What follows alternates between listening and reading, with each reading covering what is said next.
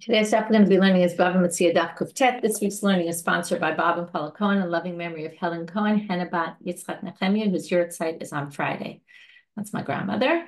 And this week's learning is sponsored by Sarah Averick and Jose Rosenfeld in loving memory of Sarah's mother, Leah Bat Rav Yehuda Leah B'chaikel B'chayamasha. She made sure her children got an excellent Jewish education. And today's daf is dedicated in memory of the 8 soldiers who were killed yesterday in Gaza and in memory of Yair Reutemann, who was injured a few days ago and died yesterday. Okay, we're going to get started with the top of our daf. We have a Mishnah that talks about someone who comes to work in someone's field, but there's certain things they cannot do. So, shani muatot, we're going to see, is not a lot of years. That means anything under 7 years. Lo yizra'ena pishtan, you can't plant flax, even though it makes a lot of money. The problem is that it weakens the land, and the land doesn't recuperate for 7 years. So since you're going to give back the land before 7 years, it's not fair to give back the land to the owner. Remember, we're talking about a chokher, where the proceeds aren't going to the owner. The owner's just getting a set price that what you arranged from the beginning. So it's not fair to give him back land, or her, that isn't good land. There's a sycamore tree. Now, a sycamore tree is not meant to, it doesn't produce fruits. The only thing you can use it for is for the wood. Now, if you're going to use it for the wood, so the wood is basically going to, if you cut the wood, it takes a very long time for a sycamore tree to recuperate. So, and regrow, it takes 7 years. So both these things are on these 7-year type cycles. So you can't start cutting it down, because that's going to ruin the tree for the owner, and then they won't have the wood. Okay, it was like a special wood that was good, but it's going to take a very long time to regenerate. But if you took the lamb for 7 years, well, then the first year, it's obvious based on what we already learned in the Mishnah, the first year you can plant flax or cut the sycamore tree, because it'll grow back within 7 years, and you have it for the next 7 years anyway. You're going to return it at the end of 7 years, and it'll be as if it was right now. Now comes a big discussion in the Gemara. Now, since a sycamore tree, normally a chokher gets the produce of the field.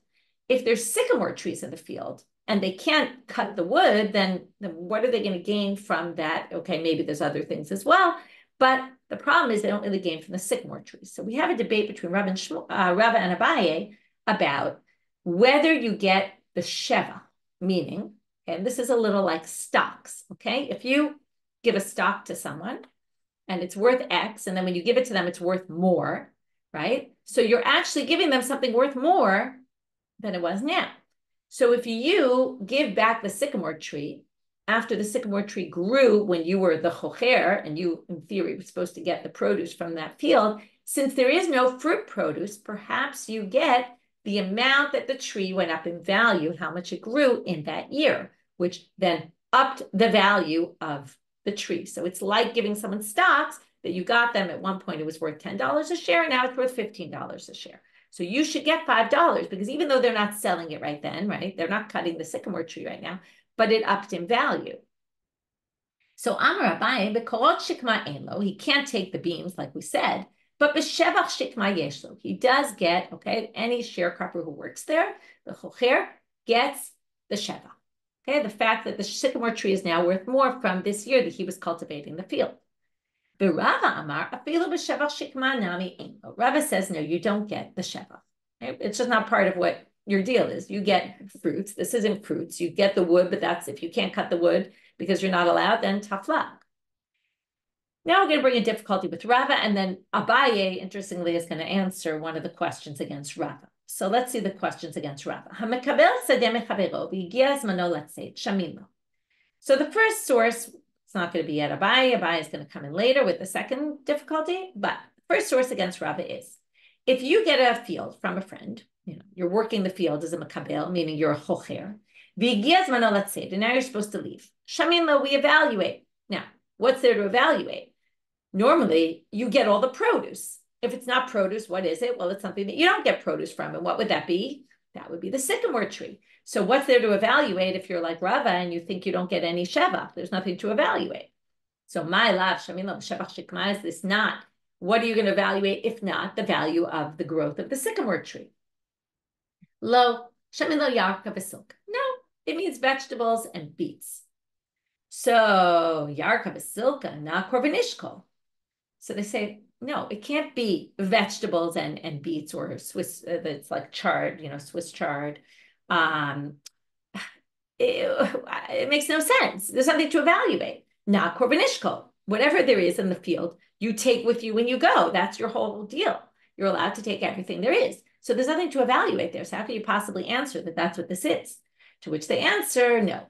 There could be a reason why there's produce in the field that you're not going to cut. And what is the reason? Okay, the assumption is these things have a very short shelf life. If they have a very short shelf life and you finish your job and it's not close to the time of the day of the shuk, you don't want to pick that stuff right now because it's going to spoil by the time it gets to the day of the shuk. So we do an evaluation of how much they're worth right now. If the day with the shuk was here and you could sell them, the owner will cut them and sell them in a few days when the day of the shuk is there. And basically that amount we evaluate, he has to give to the chokher. So that already means that this has nothing to do with shevach shikma, and therefore it's not a question because this has to do with actual produce. And again, it goes back to what Rava says. Again, we can explain this according to Rava. We can also explain according to Abaye that it is shevach shikma. But according to Rava, there is no such thing that you get enhancements for how much that tree grew while you were cultivating the field. To which we have question number 2. So first question we dealt with. Question number 2, Tashma. Look at this source. You're a chokher in the field. Shemitah year comes. Assumption is we kick you out of the field and you get the value of whatever, which we'll see what this means. This isn't going to make any sense. So the Gemara is going to have to reread this Braita. We're going to reread it twice. In the end, 3 readings of this Braita because it doesn't seem to make sense. Shvi'it mikamav ka'ara. Well, why would a chokher be kicked off in the Shemitah year? You made a deal to be a chokher for 5 years, and in the middle of the Shemitah year comes, we don't kick you off the land. Nobody ever said anything like that. Ela ema, so it can't possibly be that we kick you off and give you the value. So let's try option number 2. Jubilee year is a year we kick people off land. So let's assume not only do you kick now, until now, what do we know about the Jubilee year? If I buy land, then in the Jubilee year, I have to give it back to the original owner. So presumably also the chokher has to be kicked off the land. If you get a sadeh mechavero, mekabel, b'chachirut, you're getting, you're cultivating the land, you get the produce and you pay the person. Well, if you get yovel and we have to kick you off the land, shamin lo, we have to evaluate. So now, okay, we haven't talked about yet what evaluating is until we understand the case. There's nothing to discuss yet. Wait a minute. Whoever said that in the Jubilee year, someone who's working as a sharecropper gets kicked off the land? It says you can't sell it forever. It never says anything about, it's all about selling, not about bringing in someone to work in your land. There is no such thing that would kick off a chokher in the Jubilee year. So it can't be that. So option number 3 to read this Braita, and then from there we'll get to the difficulty. Now we're back to someone who buys land, and we all know in the Jubilee year, the land goes back to its original owner. This is going to be finally worth. V'yigia yovel, shamin lo. Okay, because if it's a chokher, we don't kick him out in the Jubilee year, we don't kick him out in the Shemitah year, so nothing of this could be relevant. So it must be you bought the land. Jubilee year came, we kick you off the land, and we evaluate. Now, what are we going to evaluate? The value of, right? We're going to basically give you the value of, we're going to assume, again, shevach shikma, the enhancements. Now, why is it not, if you want to say, v'chitema, hachinami shamilo b'yarka v'silka, maybe we'll say it's yarka v'silka like the previous, and then this has nothing to do with shikma. Okay? Now, before we even get here, if you say it's shevach shikma, now what does this have to do with our case? We're not talking about a chokher, but we're going to say the following. We're going to make an analogy. A buyer in the Jubilee year is like a chokher who gets kicked off the land, right? Or leaves the property, right? When their chachirut is done, which is just like a buyer takes the enhancements of the shikma with him. Likewise, the chokher is going to take the enhancements. That's the assumption we're making, and that's why there's a difficulty for Rava. Now, the question is, why can't we say, oh, maybe it's talking about yarka and silka, and there is no shevach shikma, not to the buyer either, which would then apply by us. Well, silka v'yarka b'yovel have kerahu. there would be no such thing as, oh, well, it's not the day of the shuk yet, so let's just evaluate what these are and what we can sell them in the shuk. Because remember, it's the Jubilee year. Now, the Jubilee year is treated like a Shemitah year. What happens to all your produce in the Shemitah year? It's all hefker. It's ownerless. Anyone can take it. So it's not like we say, oh, it goes to the buyer in the Jubilee year. The Jubilee, they get all the produce and we evaluate what it's worth, because anyone can grab the produce who wants. It's all hefker. So that obviously can't be what we're talking about, in which case it's a problem. Elalav shevach shikma. Must be shevach shikma, in which case, again, if we make this analogy, and that's the big if, and that's what Abaye is going to say, there is no such analogy, but right now, let's make an analogy. Buyer with shevach shikma, buyer gets the shevach shikma when, right, the land reverts back to the original owner, at least he gets the shevach shikma, is like the chokher, the sharecropper gets the shevach shikma when the chokher leaves. Well, Tirgama Abaye, leave it to Rava. Abaye, even though he disagreed with Rava on this point, and the source works perfectly well according to him because he thinks the chokher gets the shevach shikma, which would be the same thing here. But he says, I can explain this according to Rava and say, don't make this analogy. Why not? Shane hatam da'amakra v'yatza mimkar bayit. Mimkar chozer shevach eino chozer. This is the pasuk about the Jubilee year. And it says, right, the sale of the house goes back. Okay, meaning what goes back? The sale of the house, the property. But shevach eino chozer, it never said anywhere that the shevach gets to be the enhancements that you put into this land all those years goes back to the original owner. Now, it doesn't say that in the pasuk. Okay, so basically what they're going to say is the Jubilee year, really nothing should go back, let's say. But the Torah said the land goes back, so the land goes back. But of course, the shevach doesn't. But that's not necessarily true for the chokher, to which the Gemara says, "Benigmar mine." Why don't we just say, okay, well, we have a gzerat katuv here, where the pasuk clearly indicates this. So let's apply this to our case as well, in which case it doesn't help us, because again, that means the shevach goes to the buyer, which means the shevach will go to the chokher, which means that goes against Rava. So they say no, because hatam zvine ma'al. Why would it be more likely that the buyer would get the enhancement to the shikma? Because the buyer bought this land fair and square. It was theirs 100%. The chokher is just working in someone else's property. It's not clear that they would get the enhancements. Again, they're supposed to get the fruits and anything that grew. In this case, there are no fruits, but who's to say they get the enhancements? But Yovel, right? So there it says Vina Ma'alia in the Jubilee year issue. The buyer bought it fair and square. So of course they should get all the enhancements. Just Yovel of Kata Demalkahi, but Malkatahi, Demalkahi. The Jubilee year is like we talked about Shemitah the other day, which is God decreed that this is going back. Okay, it's like a God-given rule. So that's a unique halacha here. Okay, so since it's a real good sale and just God said, well, you have to give it back, so that's why you're going to get to keep the enhancements. But that wouldn't necessarily apply to a chokher, and therefore Rava can explain that source not to be difficult with his approach. Now we're going to have a bunch of cases where people we'll see, wanted to claim shevach. Okay, and let's see if they succeed or not. Rav Papa kabil aralas fasta. He took land to work as a sharecropper, as a chokher, to grow hay, okay, fodder for animals. But instead, in whether whole thing or in some parts of it, all of a sudden date trees grew. Okay, so now when he was going to leave, when he finished his job, Amar Lehu, Havali Shvacha, he said, listen, I want to get the enhancement. Now there's a tree growing there, a palm tree, which is worth, a lot in futures. Like if we talk about stocks, it's not worth a ton right now. It's a small little tree, but it'll grow big and it'll be worth something. And I want to get some of the value of the enhancements I did to this field, because I'm not getting the asmachta that was growing there, because instead there was a tree growing there. I couldn't plant asmachta, so I want to get the sheva. So now we're going to have a back and forth between him and Rav Sheisha. Amar le Rav Sheisha bered Rav Idi le Rav Papa. So he comes and says to Rav Papa, right? So it's interesting. We're having a debate between two rabbis, but one of them is he's the guy, right? He's the one who wants the money himself. It's not just he's discussing the issue, but it's what we call nogeh b'davar, right? And he has an interest in being right here. Well, comes Rav Sheisha and he says, if you were a chokher in a regular field and there happened to be palm trees there, what, are you going to get shevach for how much the tree enhanced that year? Let's say it produced no dates that year. Are you going to get enhancements? No, because you went to the field, and this is what I said before. Normally, You go to work the field to get the produce. You're not getting the value of enhancements, you're getting the produce. Only in the shikma, the sycamore tree, where there is no fruit, there we're going to at least have a debate about whether you get enhancements or not. But you're certainly not going to get enhancements for the amount a palm tree grows, because you didn't go there for the enhancements, you went there for the fruits. So Amarle, hatam lavadata dahachina. Ana hachadata dahachinachina. So he says that's different. Why? Because there you went for the fruits, for the palm tree.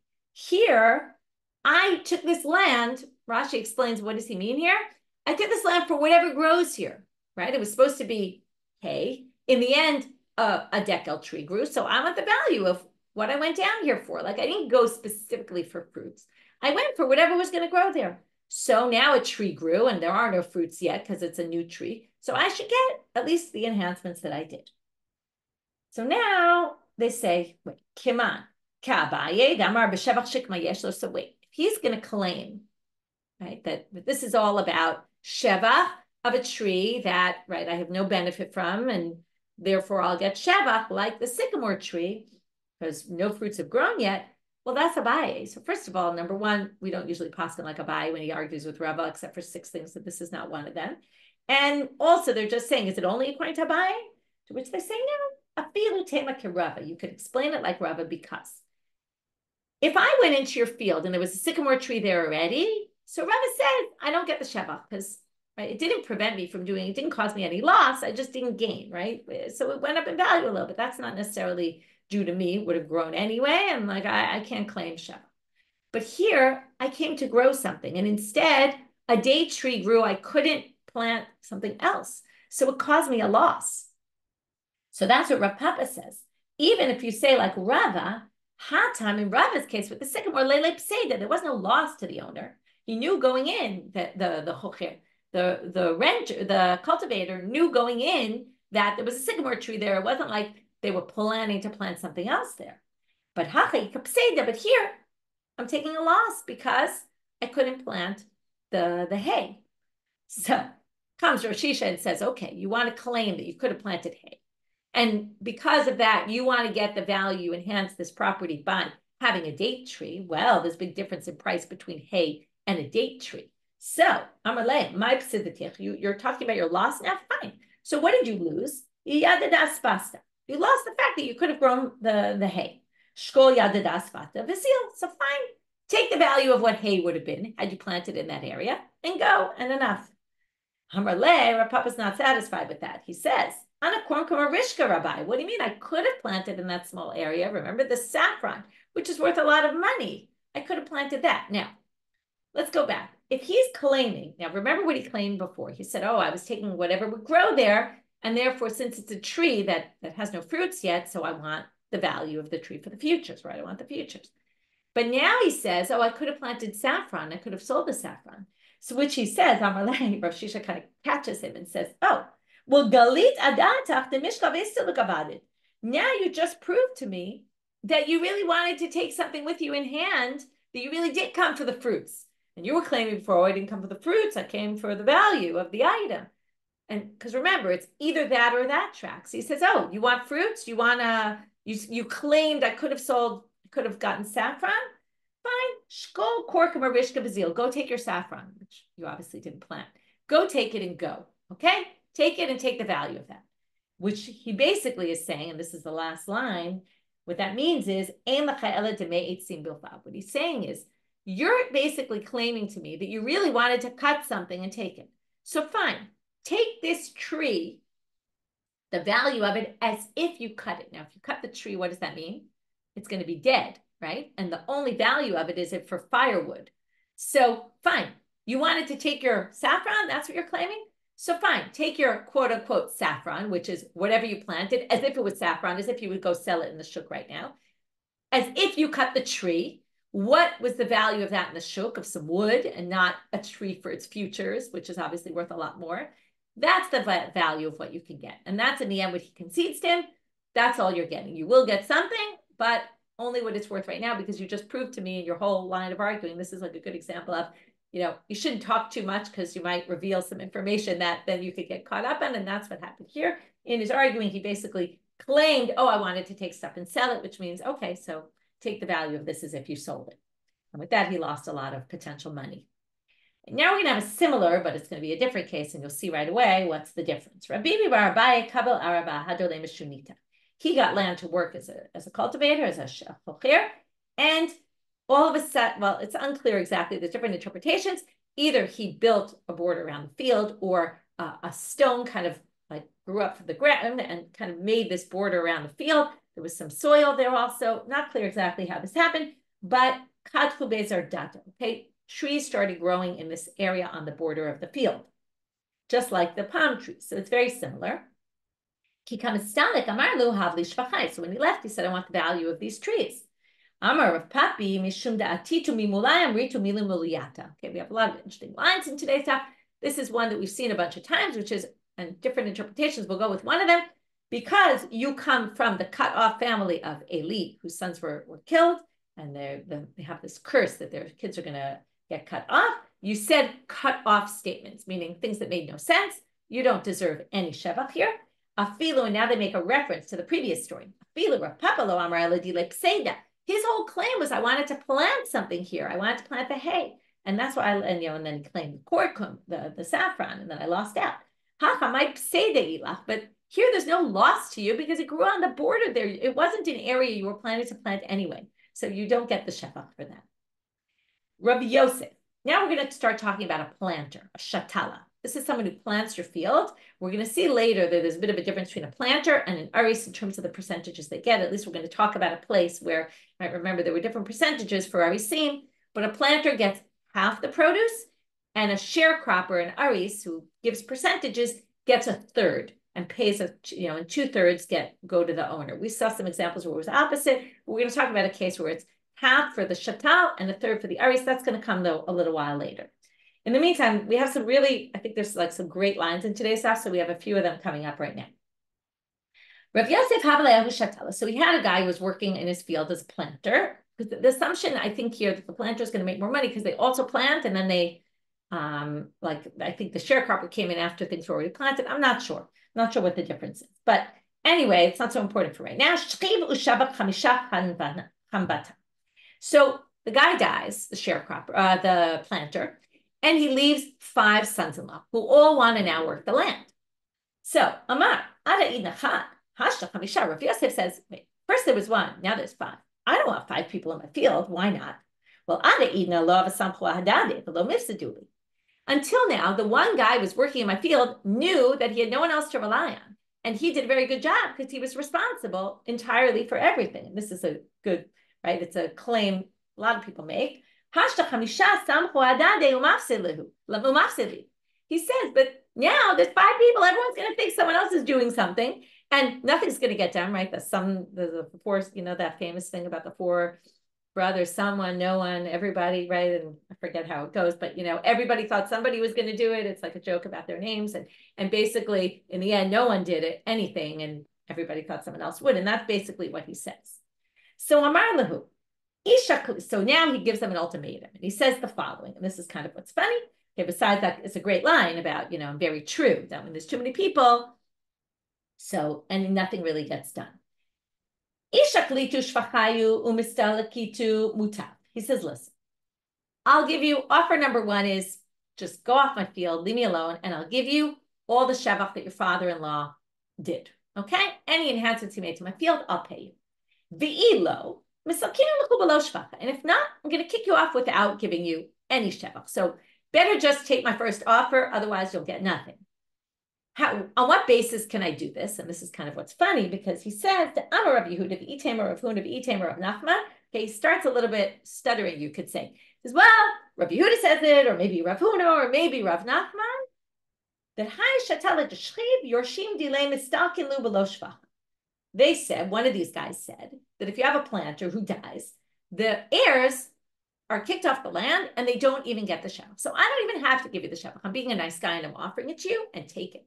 Otherwise, I'm going to have to kick you off by force and I won't give you anything based on the statement of these rabbis. Now, why is this funny? Because the Gemara says, V'lav miltahi. It's actually not true.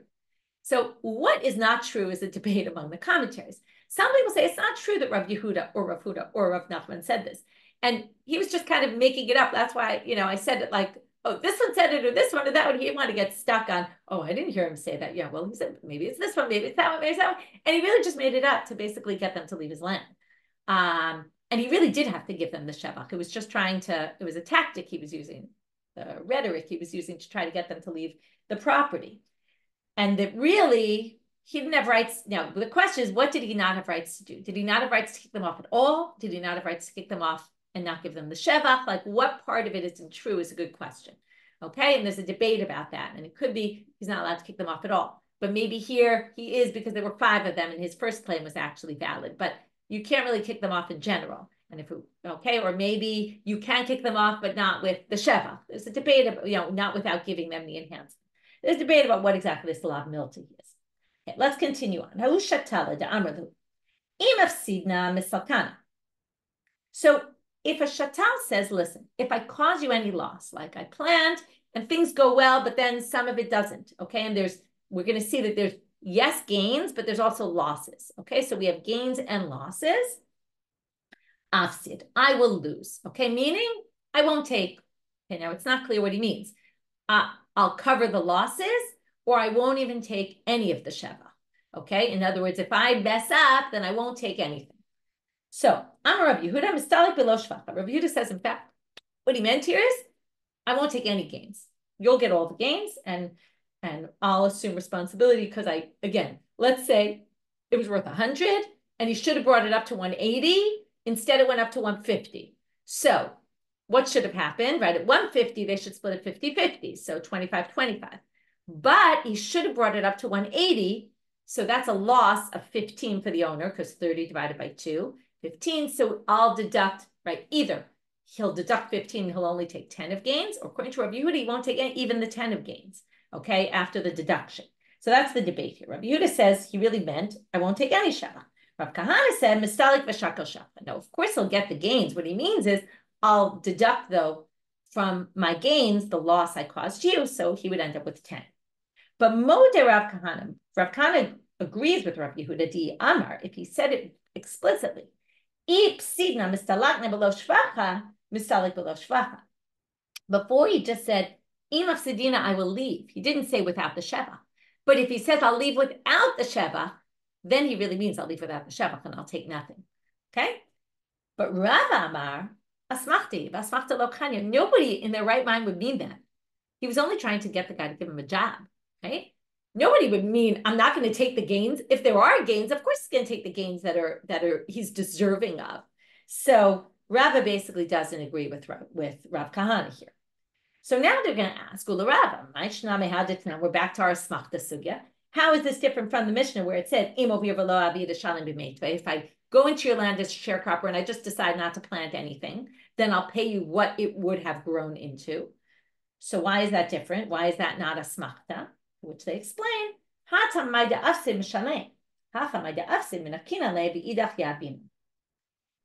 If I don't work your land at all, then I'm willing to take upon myself any loss I caused you, right? But in this case, you want me to take more than the loss I caused you, right? You want me to deduct even the gain that I should have gotten. So that's already a different story. Okay, that's already an exaggeration, which I didn't really mean. Now we get to a story of Runya. There's Runya, Ravina, and Rava. They all have similar letters in their names. Let's not confuse them. Runya was a shatala de Ravina. He was a planter in Ravina's field. Afsid. He ruined the field, right? Didn't make what he was supposed to. Salke. And he left. Ata the kamei de Rava. He goes before Rava. Amarle. Oh, sorry. Salke means Ravina kicked him out and gave him nothing. So Runya comes before Rava and says, did you see what Ravina did to me? Amarle. Shapir Avid. He said, yeah, he was totally legit, fair and square what he did to you. And now we're going to bring a different issue. Okay, so basically, Runya worked the field, caused a great loss, and Ravina kicks him out. And Rava says it's totally legit. Amarle, halo hitlabi. So he said, but right, this is like in school, you get in trouble. You're like, when the teacher kicks you out, suspends you, and you're like, well, you didn't give me a warning. Should have given me a warning before I did it, that I was going to get kicked out of school. I didn't think you were going to take it that seriously, right? I didn't think that because I caused a loss in your field when you said I was going to get kicked off the land, you should have warned me first. Amarle, lo tzricha latrod. Here's another very interesting line coming up. Oh, you don't need to be warned in that case. Why not? Well, Rava, Rava is consistent with what he said to Rava, and he gives you a slew of jobs that if you mess up, you don't need warning, you get kicked out immediately. Okay, why? We're going to see, because it's irreparable damages. Okay, if I work in your field and I ruin the crop for the year, there's nothing you can do about it. It's done, right? And it's irreversible. So, mikre dardike, this is going to be an interesting list, an interesting lineup. Teachers who make mistakes are not, can be kicked out without warning. Why is that? Well, we're talking about not mistakes like in how they treat the kids, which is a whole other story, but mistakes in teaching the wrong information. Because kids who learn wrong will always remember it the way they learned it the first time, and they'll remember it wrong. So you can't reverse that kind of damage that you cause kids to misunderstand the information.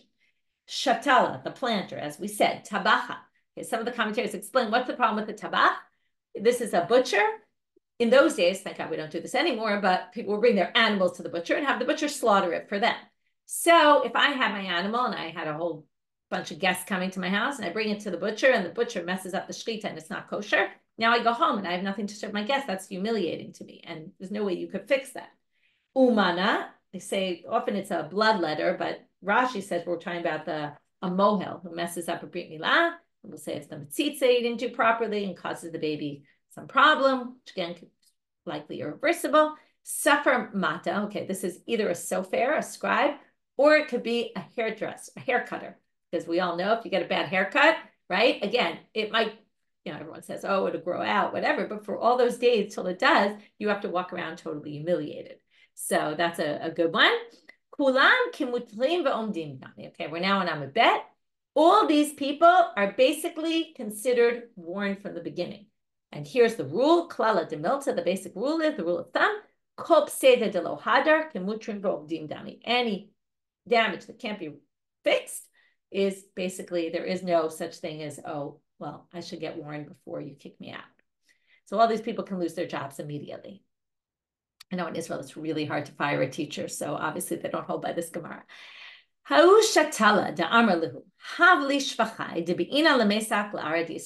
we get into a bit of a complicated topic. I'm going to do some mathematics here, some fractions. So basically, we had a sharecropper who says, listen, I'm leaving, I'm quitting in the middle. This is going to be a little bit similar to what we learned in the 6th chapter, chokher to omnim, with somebody who quits the job in the middle. So I was a planter, and this is where it's going to become important that a planter gets half and the sharecropper gets a third of the produce. So I was supposed to get half, okay? So let's say I'm the shatan. I go and leave in the middle. I say, listen, just give me the enhancements because obviously there's no fruits grown yet. I can't take half my fruits. So give me half the value of what it's worth now, the shevach. Now, why is he quitting in the middle? Well, the Gemara is telling you he had a good excuse. What's his good excuse? He wanted to make aliyah. That's a good enough excuse that allows you to leave your job in the middle. Doesn't necessarily mean, though, you're not responsible to compensate the owner for a potential loss, and that's what we're going to discuss. So first, we're going to have a discussion, just so you follow, between Rav Papa, Bar Shmuel, and Rava. Okay? Then Rav Papa's going to rule in the end. He's going to have the bottom line. After Rava, Rav Papa rules, and then Rava questions. And Rav Papa fixes it, and then Rava questions, and Rav Papa or clarifies. Okay? He's going to clarify his statement. We're going to have 3 different versions of Rav Papa until we finally get to the last one. And then Rav Ashi is going to explain how he understood Rav Papa, and then Rav Acha is going to say, I understand him differently. And that's how we're going to end. So we're going to have a discussion between 2 people and then a discussion between 2 other people coming later. So Rav Papa Bar Shmuel says, Amalu havle shvach. He said, yeah, give him all the enhancements that he caused to the land. So Amalei Rava, how could he get all the enhancements? Iu ashbach, aralo ashbach. What do you mean? The enhancements were due to, number 1, his work, but also to the land, and the land is owned by the landowner. In other words, basically what we said before, which is a planter never gets all the enhancements, or all the fruits, they split it 50-50. So how can you say he gets all the enhancements? That makes no sense. To which our Papa says, which probably really was what he meant, Amalei anapalga deshvacha kaminala. I meant half the shevach. I meant the shevach that he was deserving of, that he would have gotten anyway, half the value. Okay, so we're back to this idea of shevach, right? When there's no fruits, because he left early, and obviously only if he had a good excuse for leaving early, which is, right, to do a mitzvah. So the person leaves early, he'll get his 50% of the proceeds. So far, sounds reasonable, right? It definitely wasn't reasonable to get the whole thing. We're going to give an example of, it was worth, I'm going with an example the Schottenstein brought for, they explained it well. It's worth it was a vineyard, and they planted these 6 kfanim, and each one was worth 1. Okay, so we have 1 dinar worth, okay, 6 dinarim worth of produce. So half would be 3, pretty basic. Amar le, but Rava says, wait a minute. Right? Until now, if it would have continued as is, so it would have been split 50-50. So what you're saying makes sense. But now, but the 3, now what's really happening is there's 6 vines, let's say, okay? 3 of them, the owner pays the other, right, the planter for and gets kind of rights to it. And the other 3 belong to the owner no matter what. Of the 3, we're now looking at that. We're focusing on the 3 that the person got, because the other 3 he had to pay for. But the 3 that belong to the landowner, well, now that the planter left, the owner needs someone to take care of it. So he's going to buy lemetav menata la'arisa. He's going to have to give his portion to a sharecropper. And the sharecropper is going to take a third. So, Amarle, okay, so now, before we get to this, so now what's the problem? If the planter had stayed, the owner would have gotten 3. Now the owner's getting 2, right? Because of his 3, 1/3 of it is going to the sharecropper. So he's losing out on the deal. This is exactly like in a chokher to onion, where to hire someone else is going to cost them more, and now he's going to lose out. So Amarle, Rav Papa clarifies this Rav Papa Shmuel and says, Riva de shvacha kamina. What I really meant was a quarter of the shevach. Now, what does this mean, a quarter? Before we even try to explain it, let's see how Rav Ashi explains a quarter. Now, if you would think a quarter, you would think a quarter of 6, which is 1.5. But Sava Rav Ashi l'meimar riva dehu danka, a quarter, which really is a 6. How could a quarter be a 6? Because if you look at it, in the end, all 6 really are going to belong to the landowner, because he bought 3 from the sharecropper, from the planter, sorry. And the other 3 were his to begin with. Altogether, he has 6. Now, of that, how much is the aris going to get? You first divide it to the aris. So the aris is going to get 4. So now they say, it's going to get 2 and leave him with 4. The landowner's going to be left with 4.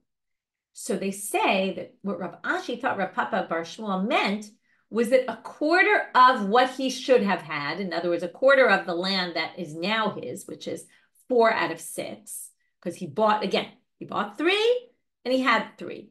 But of the 6, 2 go to the sharecropper. So a quarter of that is what he's going to basically give, which means, in other words, why a quarter? Why did he look at a quarter like that? And you'll see in a second, which is really a 1/6 of the whole thing, because that leaves the original landowner with 3, right? If you say a quarter of the whole thing, 1.5, you won't be left with 3. Why? Because the sharecropper gets 2. The planter took 1.5. So he's left with 2.5. Okay? And he's going to be short his 3. So therefore, we're going to read this all inside now. So Sever Vasha the Maimer Rividu Danka, when he said a quarter, he really meant, again, you have to view it this way, a quarter of the part that right now the landowner is responsible, right, is owner of, because 2 of them are going to the sharecropper. So of that 4 that are left, it's a quarter, which is really a 1/6 of the entire thing. Now, how are we going to explain this? Because the Amarav and Yomi bered Rav Nechume, which we're going to come back to this line soon. Be'atra de shakel shatala palga va'arisa tilta. If you have a place where this is the common custom, where the planter gets half the produce, but an aris gets a third. Hai shatala de ba'alis deluge. If the planter has to leave for some good reason, yahabina leishvacha, he gets the shevach, the enhancements, umesakinale, and we kick him off, right? Or we let him go. But only in a way that won't cause a loss to the original owner. The owner can't take a loss on this because the person is ditching them in the middle. So again, this is just explaining what I explained to you before, but spelling it out. So if you say that a quarter, which is really a 1/6, because it's a quarter of the portion that the owner will get in the end, a quarter of that goes to the which by the way is a huge difference, right? Instead of 3, he's now getting 1, which is really a sixth of the whole thing.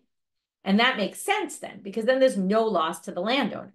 But if you say it's really a quarter, which would be 1.5, then kamate lepseda lebalabaye palgadanka. You're going to have half of a sixth of loss, which is 1/12. 1/12 of the loss, right? Because half of 6 is going to be 1/12. So he'll end up, as I explained before, because again, 1.5 will go to the planter. The sharecropper gets 2 because he gets it off the top, right? Because in the end, he's going to be dealing with all 6 of them. So he's going to get 2, and then that's 2 plus 1.5 is 3.5, and the landowner's left with only 2.5. So that can't be. So Amalei Rav Acha bereid Rav Yosef le Rav Ashi. But now this is what Rav Ashi thought, that when Rav Papa Bar Shmuel said a quarter, he meant really a sixth. So Rav Acha comes along with this question and says, I don't understand. Why do you have to say that the sharecropper gets off the top of the whole thing, 2 out of 6? And then that's what causes the planter to have this loss and take only 1. He says, but why can't the planter just say, why can't he say, forget the sharecropper in the beginning. Why don't I just take my 1.5? You take the 4.5. Okay, now of the 4.5, you give yours to the sharecropper. The sharecropper will take 1/3. That's 1.5. There's 3 left, and you take your 3. I, as the planter, I'm going to take the 1.5, and I'll find someone to work the land. Now, why is that in my best interest? Well, either I can find someone who'll do it for free, or I can find someone who'll take less than 1/3. In other words, then that puts me in a position where I'm not necessarily from the beginning losing a whole, right, a half of a dinar's worth. It's, why don't we just split, instead of saying, let's look at it in one whole, separate the aris and then I have to make up for that loss. Just split it from the beginning. I'll take my 1.5 and I'll deal with it how I want. So now here's an interesting question. What this line means. We had a few of these lines today, like the lab milti. What did it mean? Rav Ashi's response to Rav Acha is the following. Amar, kimatet l'shchitat kodshim tava akshele. When we get to zvachim in our learning, okay, the sacrificing of sanctified items, come and ask me this question. Okay, or come and ask me, or come and raise difficulties. Either he means, what a fabulous difficulty you just raised on me, and it made me reinterpret the way I thought about things, and I want you here when I learn zvachim because it's very complicated, and I want you to be able to help me understand it better, so coming back and do it. Some people say zvachim is a lot of drashot, and it's really based on like connecting things to psukim and like learning things. It's not so analytical, like Bava Metzia is analytical. So some people say he was mocking him and saying, your questions are ridiculous, and come back to me in kodshim and ask me some questions, you know, and basically meaning keep learning and don't ask me questions until you've learned more because you don't know what you're talking about. So there's a big debate about whether this was viewed as a good question or not a good question at all. Okay, gufa, which just leaves us a little confused, but anyway, that happens a lot. Gufa. Now we're going to go into something we said before. Amar Rav Miyume bereid Rav Nechumi ba'adra d'shaka shetala palga ba'arisa tilta hai shetala b'aylis teluke lavian le'shivcha u'misakina le'keach dilo lifse balabayit. I read that quickly because we already read it. This just means if you had a sharecropper, if you had a planter who took half and then a sharecropper takes 1/3, if you live in a place where that's the custom, and the planter left and the guy had to bring out a sharecropper, so the planter is going to have to make up for the loss. Again, we had, you know, whether it's a quarter, which is a half, which is a sixth, or a quarter, which is a quarter, that's a debate. Amar Rav Menyumi bereid Rav Nechumi, kupa saba palga shetafan nahara riven. Now, we discussed a case where somebody left because they wanted to go to Israel, right? A legitimate reason for leaving. Now they're going to say, what if the guy left because the field just stopped producing fruits? And that's a kofa saba, which means it got old, but it was expected that this was going to be. So I was on a field that basically stopped producing. So then there's no produce. So we split whatever enhancements, whatever it's worth at this point. So we split that 50-50. That's not like me leaving the job in the middle. But if a nahar wiped it out, now, even though if a river came and washed everything away and ruined it, even though it's not like I caused it and now you're going to have a loss because I left early and you're going to have to hire someone because there's no one to hire, that it's destroyed. But since it was unexpected, we're going to give it the same percentage as our previous case, which is a quarter. Okay. I end up losing out because you as the owner weren't expecting that to happen, and therefore you only have to give me a quarter, even though it's really not a full comparison, but that's the rule. Now we're going to finish with this case. I will gaver the mashkem pardesa lechaver le'eser shnin v'kat kash lechamesh shnin. Okay, you took my field as collateral, and for 10 years. And basically every year you get the produce and deduct it from what I owe you. Okay, like a mashkanta desura. But after 5 years, it already got old and it was expected this would happen. After 5 years, it dried up. So now the question is, what do you do with the dried up field? Because theoretically, it's collateral. It belongs to me. You're just getting the payroll, right? You don't have rights to the principal of the land. So even so, because it was expected, Abaye says peirehavi. We view this like payroll. You cut everything, you sell it for firewood or whatever it is, and we split, right? And then, or whatever, and then you can deduct that from what I owe you. I still owe you more money, so I'll have to pay you the extra money, but you can just sell it. Rava Amar Karnahavi, what do you mean? It's a principle. You can't destroy the principle. We've seen this kind of topic before. You have to buy land with it. Okay, obviously a smaller piece of land because it's not worth that much anymore. Take the money you get from selling all the firewood, buy a piece of land, something that can produce something down the road, and then keep eating payroll off the field, and eventually you'll give me back the land. Meitive. Now we're going to have a difficulty on Abaye. Yavash ha'ilano niktzatz. If the tree dried or it got cut, shneim asurim bo. Okay, we're talking here, just one sec, right, they're talking about a mashkanta, okay, the same kind of case, it was collateral, and the tree dried or it was cut, neither one can do anything with it, okay, neither one is allowed to use the stuff. So what should they do? In other words, you can't view this as payroll. You have to sell it, turn it into land. That's exactly what Rava said. So this is difficult for Abaye, and they assume, to raise the difficulty on Abaye, that my lav yavesh dumia deniktzat, since there talks about drying, and they also talk about cutting. Now, when do you normally cut something? Ma niktzat bizmano, when it's expected. Af yavesh bizmano, it must be when it was expected, and that's just like our case that we just discussed. And Abaye says you can't sell the produce, but right, the whatever's dried up there. And here it says, we view it as a karen, not as payroll. So this seems to go against Abaye, to which they say, lo, you could explain, niktzatz dumia di yavesh. You can make the comparison the other way. It's niktzatz is like yavesh. Now, my yavesh below zmano. Now, something drying out, you could say dried out before its time. It just unexpectedly dried out. If it unexpectedly dried out, af niktzatz below zmano, then the niktzatz case would be the same if it was not when it was expected. And that's when even Abaye would agree, because remember, the case they discussed was when it happened naturally. Naturally, that's when Abaye thinks you could turn it, you could say payroll. If it wasn't natural and it just was totally unexpected, then of course you view it as a karen, you're going to have to buy land with it and have payroll. Okay, but if I gave you collateral of land for 10 years and I knew it was going to die in 5 years, well, then obviously I knew you were going to then sell the payroll according to Abaye. In other words, eventually I wasn't going to end up with the principal. So, but if it was unexpected, then I should be ending up with the principal, and that's how Rava resolves the problem. Okay, quick review. We started with the 7-year issue and things that are going to ruin the land for 7 years, depending on how long I took it for, whether I can do that or not. From there, we got into the shevach of the shikma, which took us on a long digression about shevach. What cases can I get shevach for a tree? Well, maybe there are payroll, but all sorts of cases where there might not have been, someone left early, someone, right, the tree grew instead of the asmachta, where there was causing a loss, then we said you could get shevach. Then we had the issue of how many people, right? One person died and then other people came into the land and he didn't want 5 people working the land and he tried to kick them off without giving them shevach. Was that okay, legit? Was it not legit? Then we had cases of asmachta, where if someone says, if I lose the shevach, well then I won't even take the shevach I originally started with, right, that I did make. And then the question is that serious, do we take that seriously or not? Then we had all those people who don't need to be warned because they cause irreversible damages. Then we had this case of the guy who wants to go to Israel and then causes a loss to the owner, has to compensate for the owner, a quarter is 6 or maybe really a quarter. And then we got into this last case of the mashkanta, that if it was expected it was going to dry up, then we have a machloket about whether you can just cut it and sell it and be done, and then just have to compensate for the rest of the loan. But the original borrower doesn't get anything back, or do we say, no, you can't just do that. You have to buy a smaller piece of land and have some sort of principal kept that you're going to end up returning. With that, we'll finish for today. Have a good day, everyone, and hoping for a B'sorot Tovot.